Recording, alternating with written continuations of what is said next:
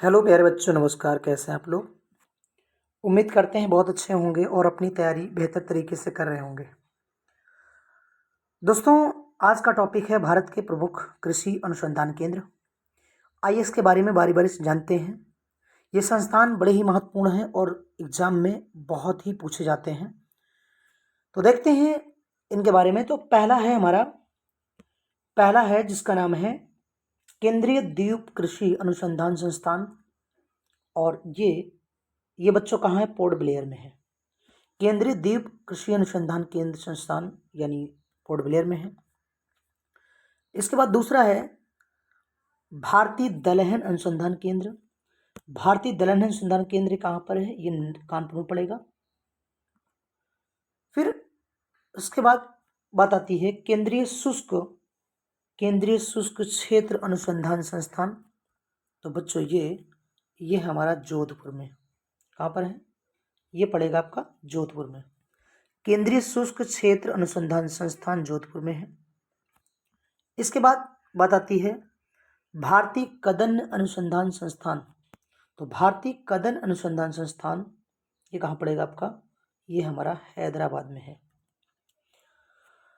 दोस्तों, उम्मीद है कि आपको चीजें समझ में आ रही होंगी अच्छे से। इसके बाद आते हैं केंद्रीय पक्षी अनुसंधान संस्थान। तो दोस्तों आपको बता दें, केंद्रीय पक्षी अनुसंधान संस्थान ये आपका है इज्जत नगर। इज्जत नगर कहाँ पड़ेगा? तो ये आपका है बरेली में। कहाँ पड़ेगा बच्चों? ये कहाँ पड़ेगा? तो ये आपका है बरेली में। बरेली में, ठीक है। फिर बात आती है केंद्रीय रोपण फसल अनुसंधान संस्थान। केंद्रीय रोपण फसल अनुसंधान संस्थान तो ये आपका पड़ेगा कासरकोड। और कासरकोड कहाँ पर है? ये केरल में है। कासरकोड कहाँ पड़ेगा? तो बच्चों ये पड़ेगा केरल में। फिर केंद्रीय खारा जल कृषि संस्थान ये आपका है चेन्नई में। ये पड़ेगा चेन्नई में। इसके बाद आता है केंद्रीय बकरी अनुसंधान संस्थान। तो बच्चों केंद्रीय बकरी अनुसंधान संस्थान यह है मखदूम। और मखदूम है पड़ेगा मथुरा में। कहाँ पर है? ये पड़ेगा मथुरा में, उत्तर प्रदेश के मथुरा में मखदूम पड़ेगा, जहां पर केंद्रीय बकरी अनुसंधान संस्थान है। इसके बाद आता है भारतीय बागवानी अनुसंधान संस्थान। तो भारतीय बागवानी अनुसंधान संस्थान ये पड़ेगा आपका बेंगलुरु में। केंद्रीय कृषि अभियांत्रिकी संस्थान ये हमारा है भोपाल में।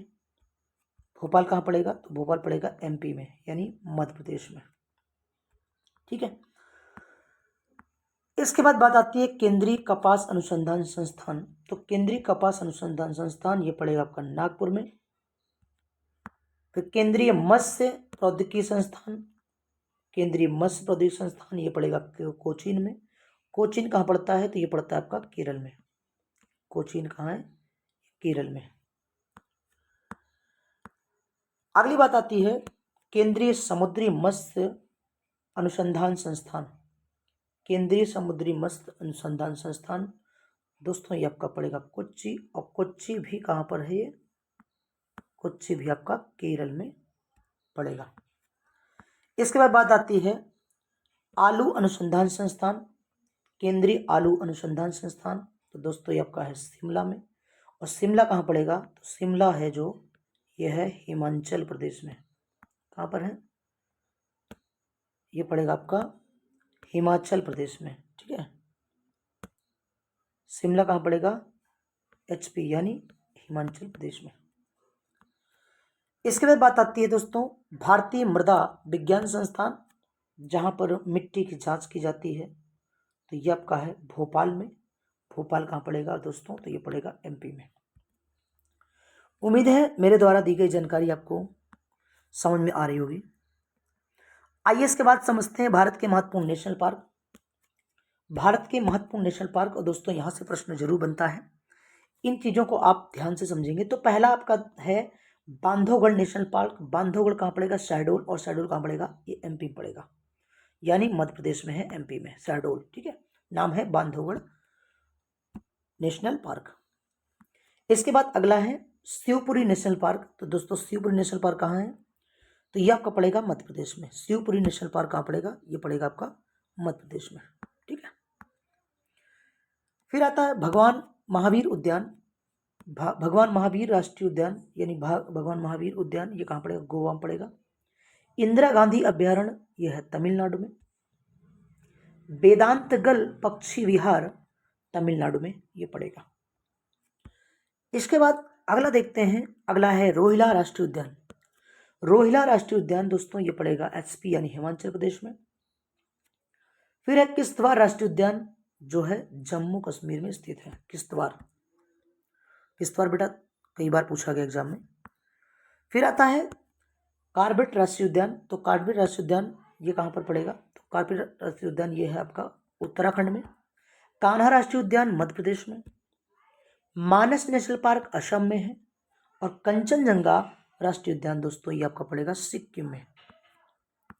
ठीक है। इसके बाद बात आती है गिर राष्ट्रीय उद्यान। गिरी जो शेरों के लिए बहुत फेमस है, टाइगर के लिए। तो गिर राष्ट्रीय उद्यान कहाँ पड़ेगा? ये गुजरात में पड़ेगा।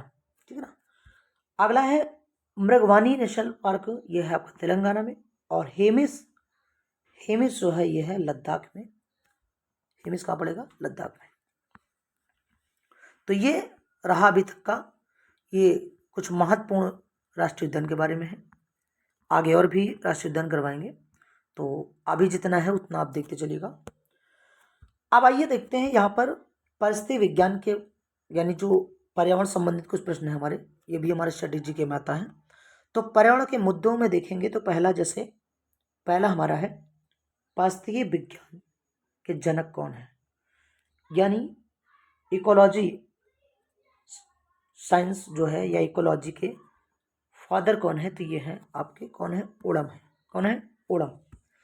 फिर बात आती है अगले, इकोलॉजी शब्द का प्रयोग किसने किया? तो अर्नेस्ट हैकल ने किया। दोस्तों ये एग्जाम में बहुत पूछा जाता है, ये सारे प्रश्न एग्जाम के लिए बहुत ही महत्वपूर्ण है और एग्जाम में आते रहते हैं। इकोलॉजी अर्नेस्ट हैकल ने।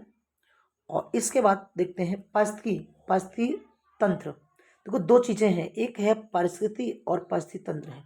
तो पारिस्थितिकी यानी इकोलॉजी से कहते हैं, उसके जनक है अर्नेस्ट हैकल। और पारिस्थितिकी तंत्र ये एजी टांसले है। पूरा नाम नहीं लिखा, यह नाम है एजी टांसले। क्या नाम इनका?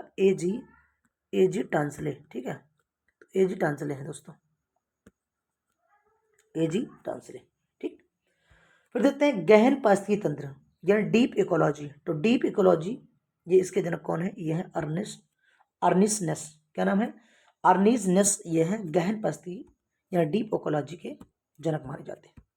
दोस्तों उसके बाद नाम आता है पारिस्थितिकी नीचे यानी निके या नीचे कहते हैं। इसकी संकल्पना ग्रीनलैंड ने दिया था और ये 1917 में दिया था। कौन दिया था? ग्रीनलैंड ने दिया था और 1917 में इसकी संकल्पना दिए थे। ठीक है, आइए आगे देखते हैं। इसके बाद बात आती है यहाँ पर पारिस्थितिकी पदछाप। पारिस्थितिकी पदछाप, तो पारिस्थितिकी पदछाप के बारे में यानी इसकी धारणा कौन दिया था? तो पारिस्थितिकी पदछाप के बारे में बताया था। यानी इसको मापने की इकाई जो है ये कौन सा है? भूमंडलीय हेक्टेयर। यानी भूमंडलीय हेक्टेयर से पारिस्थितिकी पदछाप मापा जाता है। उसके बाद बात आती है धारणीय या अस्थायी विकास की अवधारणा। ये किसने दिया? तो ये थे ब्रंटलैंड और ये 1987 में इस अवधारणा को प्रस्तुत किया था। दोस्तों इसके बाद नाम आता है पर्यावरण भूगोल शब्द की प्रथम चर्चा किसने किया था? यानी पर्यावरण जो शब्द है या पर्यावरण भूगोल के बारे में जो शब्द है उसकी पहली बार चर्चा किसने किया था? तो ये थे हेविट और हेयर ने, और ये चर्चा हुई थी 1993 में। इसके बाद अगला जो महत्वपूर्ण प्रश्न है, ये स्टार लगा लीजिएगा। प्राकृतिक कृषि का अन्वेषक किसे माना जाता है? तो प्राकृतिक कृषि का अन्वेषक मासानोबु फुकुओका को माना जाता है। मासानोबु फुकुओका को माना जाता है। ठीक है, आइए इसके बाद देखते हैं अगला बहुत ही महत्वपूर्ण है, एग्जाम में अक्सर देखने को मिल जाता है और कई बार ये एग्जाम में आया। तो हॉटस्पॉट की संकल्पना किसने दिया था? तो हॉटस्पॉट संकल्पना नॉर्मन मेयर ने दिया था, या कहीं के मिलता है नॉर्मन मायर। इसके बाद आता है जैव विविधता शब्द का सर्वप्रथम प्रयोग। किसने किया? तो दोस्तों ये किया था वाल्टर जी रॉजन, और ये कब किया था? 1986 में। ठीक है, आगे आता है ओजोन परत की सर्वप्रथम खोज किसने किया था? तो ओजोन परत दोस्तों बता दें ये आपके समताप मंडल में पाई जाती है। कहाँ पर? समताप मंडल में पाई जाती है। तो इसकी खोज किसने किया था? तो ये एक थे चार्ल्स फॉबी और हेनरी ब्यूसन। चार्ल्स फॉबी और हेनरी ब्यूसन ने इसकी खोज किया था, और कहा जाता है कि ये 1984 में सबसे पहले अंटार्कटिका महाद्वीप के ऊपर ये देखी गई थी। ठीक है, ओजोन परत क्या काम करती है? तो ये छलनी की तरह काम करती है, अर्थात जो भी सूर्य से अल्ट्रावायलेट किरणें आती हैं उन सभी किरणों को या पृथ्वी तक छान कर भेजती है। तो ये एक छलनी काम करती है और ये मानव जीवन के लिए बहुत ही उपयोगी है। इसके बाद आता है ग्रीन हाउस गैस की संकल्पना किसने दिया? तो ग्रीन हाउस गैस की संकल्पना दोस्तों दिया था जोसेफ फोरियर ने। क्या नाम है? जोसेफ फोरियर ने। फिर आता है बायोस्फीयर रिजर्व, यानी इसे बायोस्फीयर रिजर्व यानी इसकी संकल्पना कौन दिया था? ये दिए थे एडवर्ड सुयस ने दिया था। कौन दिया था? एडवर्ड सुयस ने इसकी संकल्पना दिए थे। ठीक है, तो उम्मीद है ये चीजें आपको इतनी समझ में आई होगी। फिर आता है अगला पॉइंट कि यहाँ पर सवाल है जैव विविधता। जैव विविधता के बारे में कौन बताया? तो वाल्टर जीरोजन। अभी आप पढ़े वाल्टर जीरोजन या जीरोजन, अभी इसके पहले भी हुआ। बायोडाइवर्सिटी शब्द कौन गढ़ा था? रेमंड और डेशमैन। बहुत ही महत्वपूर्ण सवाल है ये।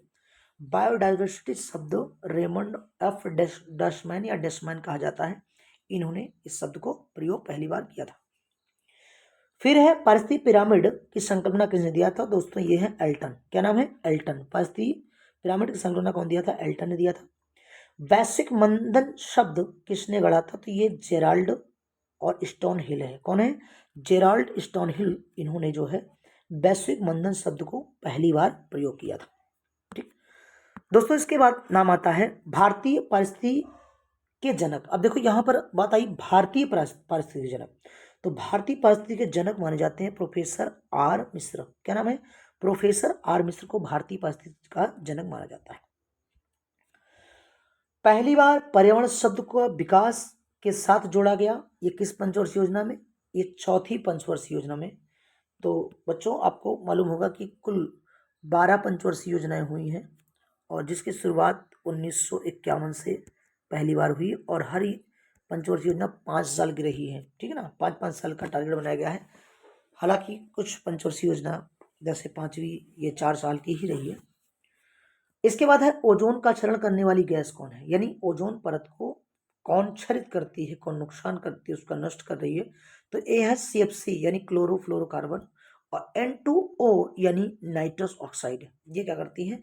और कहते हैं कि सबसे ज्यादा जो है CFC ही इसको प्रभावित करती है। CFC जो निकलती है ये हमारे घर में जो फ्रिज और AC लगी होती है उनसे इनकी मात्रा ज्यादा उत्सर्जित होती है।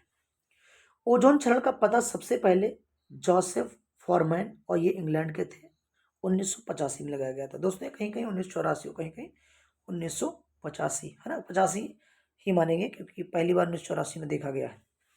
इसके बाद अंतर्राष्ट्रीय हाइड्रोलॉजिकल दशक कौन माना जाता है? इन अंतर्राष्ट्रीय हाइड्रोलॉजिकल दशक, तो ये माना जाता है 1965 से लेकर के 1974 तक। ठीक है,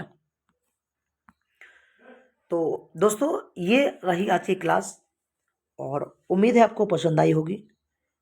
आप लोग ऐसे ही मेहनत करते रहिए, और आगे भी ऐसे